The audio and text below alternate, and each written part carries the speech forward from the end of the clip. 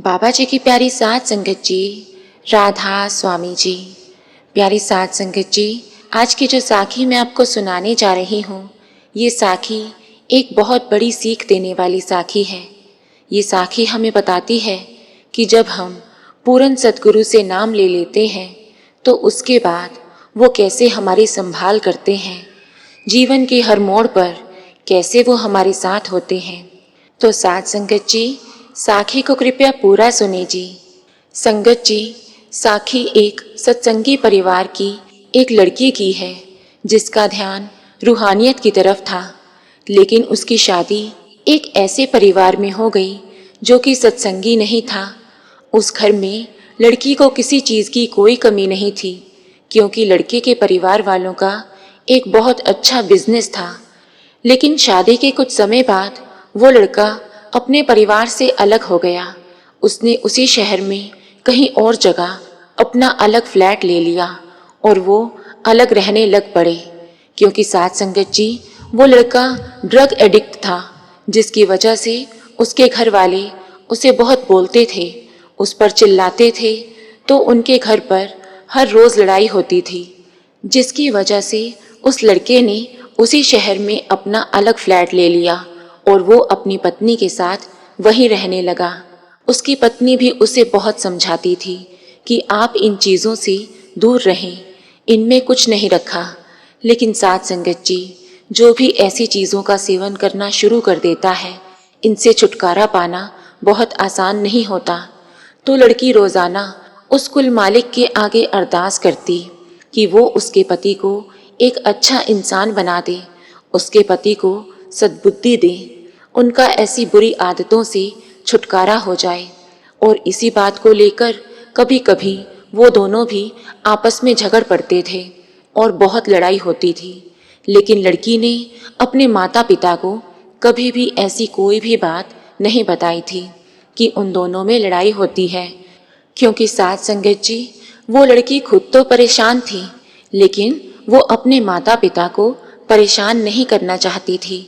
वो नहीं चाहती थी कि उसके माता पिता को ये पता चले कि उसके पति नशा करते हैं और उन्हें ऐसी बुरी आदतें लगी हुई हैं। उसने कभी भी अपने माता पिता को कोई भी ऐसी बात नहीं बताई थी। लेकिन साथ संगत जी, जहाँ उसके माता पिता रहते थे, उसके पड़ोस वालों ने लड़की के माता पिता को बता दिया कि आपकी लड़की बहुत परेशान रहती है, क्योंकि उसका पति दिन भर नशे में डूबा रहता है और उसके घर पर बहुत से लोगों का आना जाना भी लगा रहता है। और हमें तो ये भी सुनने में आया है कि आपकी लड़की के घर हर रोज़ लड़ाई होती है, वो दोनों आपस में बहुत झगड़ते हैं। तो जब लड़की के माता पिता को ये बात पता चली कि हमारी लड़की इतनी परेशानी में है, तो वो तुरंत अपनी लड़की के पास आ गए और उसका हालचाल पूछने लगे। जब वे उसके पास गए तो लड़की ने पहले तो मना कर दिया कि नहीं, ऐसा तो कुछ भी नहीं है, सब कुछ ठीक ठाक है। लड़की के माता पिता ने बहुत जोर डाला कि हमें बताओ क्या बात है, लेकिन लड़की ने नहीं बताया, वो मना ही करती गई। लेकिन उसी समय वो पड़ोस के लोग भी आ गए, जिन्होंने लड़की के माता पिता को सब कुछ बताया था। तो जब लड़की को पता चला कि मेरे माता पिता को सब कुछ पता चल गया है, तो उसने सारी बात बताई। तो लड़की के पिता ने कहा कि चलो हमारे साथ चलो, हम तुम्हें यहाँ नहीं छोड़ सकते। लड़की के पिता ने कहा कि मैं अपनी बेटी को किसी भी तरह के खतरे में नहीं डाल सकता, तुम अभी हमारे साथ चलो, बाद में जो होगा वो देखा जाएगा। लेकिन लड़की ने जाने से बिल्कुल मना कर दिया। लड़की ने यही कहा कि उसके पति को एक मौका और देना चाहिए, उसे सुधरने का एक मौका चाहिए।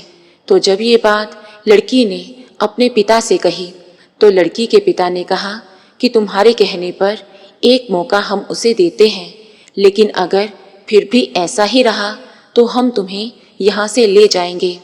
तो साथ संगत जी, लड़की के माता पिता ये बात कहकर वापस अपने घर चले गए। लेकिन उसके बाद भी कुछ सुधार नहीं हुआ। उसका पति रोज़ाना नशा करके घर आता और वो बहुत परेशान होती। कभी कभी तो वो रोने भी लग जाती। उस लड़की ने अपना दुख संगत से साझा किया है। वो कहती हैं कि जब मैं भजन सिमरन पर बैठती थी तो मेरा पति जोर जोर से दरवाजे को खटखटाता था।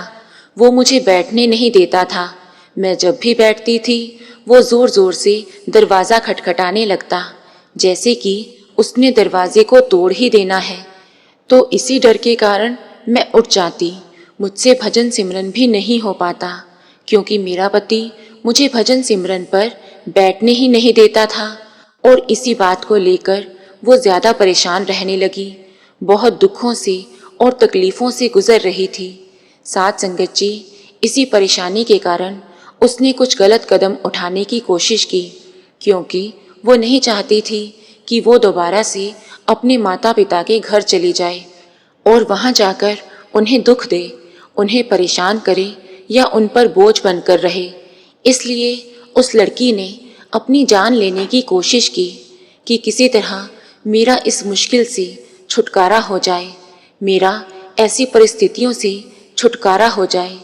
तो जब उसने ऐसा करने की कोशिश की तो तब वो घर पर अकेली थी। जब वो ऐसा कर रही थी तो बाहर से किसी ने दरवाजे को खटखटाया। तो जब लड़की दरवाज़ा खोलने के लिए बाहर गई तो उसने देखा कि एक सरदार जी खड़े हैं, जिनके हाथ में एक पार्सल है जो कि उसके पति का है। तो जब उसने पूछा कि आप कौन हो, तो उन्होंने कहा कि मैं आपके पड़ोस में ही रहता हूँ। ये डाकिया आपका पता पूछ रहा था, तो मैंने उसे कहा लाओ मैं ही दे देता हूँ। तो लड़की ने उनसे वो पार्सल ले लिया और लड़की ने उनसे कहा कि आप अंदर आइए। उसने उन्हें पानी पिलाया और उसके बाद उनसे चाय के लिए पूछा और उसके बाद उनकी बातें चल पड़ी। वो रूहानियत के बारे में चर्चा करने लग पड़े और आप जी कहती हैं कि वो जो सरदार जी थे वो मुझे सत्संग करता लग रहे थे, लेकिन मैंने उनसे पूछा नहीं, क्योंकि उनकी बातों का मेरे ऊपर गहरा प्रभाव पड़ रहा था, जैसे कि वो मेरा मार्गदर्शन करने आए हों, जैसे कि वो मुझे ज्ञान देने आए हों। और आप जी कहती हैं कि उन्होंने मुझसे बहुत बातें की, जो भी मेरे मन के अंदर परेशानी थी उन सभी के जवाब मुझे उनसे मिल गए थे।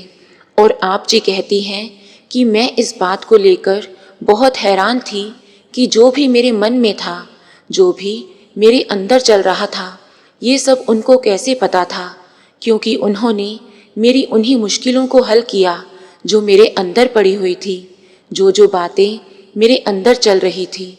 ऐसा लग रहा था कि उनको सब मालूम है। उन्होंने मुझे एक अच्छा मार्गदर्शन दिया। जब मैंने उनसे अपने पति के बारे में बात की तो उन्होंने मुझे समझाया, मुझे बताया और एक अच्छा मार्गदर्शन मेरा किया।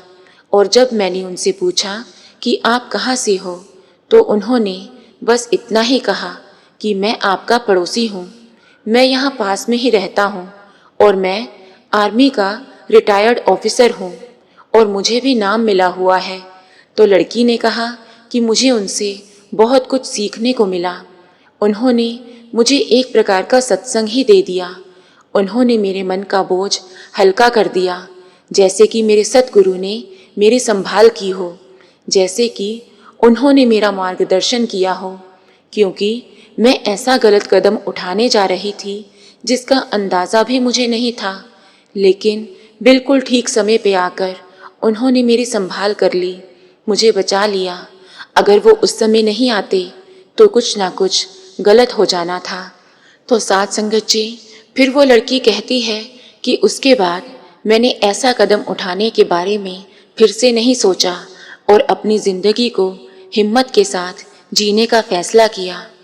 तो संगत जी, अगर हम परिस्थितियों के प्रभाव में आकर कोई भी गलत कदम उठाने लगते हैं तो मालिक किसी न किसी रूप में आकर हमारी संभाल कर ही लेते हैं, क्योंकि जो उसके प्यारे हैं, जो उस कुल मालिक से जुड़े हुए हैं, वो मालिक अपने बच्चों की संभाल ज़रूर करता है और उन्हें गलत राह पर जाने से रोकता है।